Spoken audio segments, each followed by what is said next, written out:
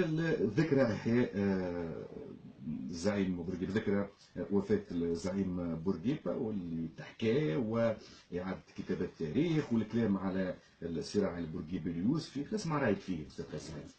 بورقيبة جزء من التاريخ، لا أحد يمكن أن يذكر ذلك، ولكن من يذهبون إلى قبر بورقيبة بمدينة المنستير ليس حبا في بورقيبة، ولكن بحثا عن مشروعية في رفات الهدى.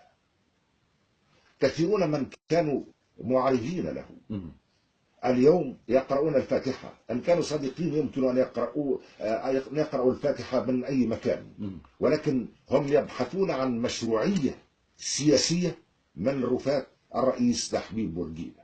لا أحد ينكر ذلك، ولو كان بورقيبة على قيد الحياة ورآهم لقال كما قال الشاعر، ومن الشعراء ربما المنسيين غير معروف، أوصى بأن يكتب على قبره أيها الوقف على قبري اقرأ ما خط أمامك، ها هنا حط عظامي ليتها كانت عظامك. لأنهم للأسف يعني بورقيبة لو جاء موجود ربما كان ينتهي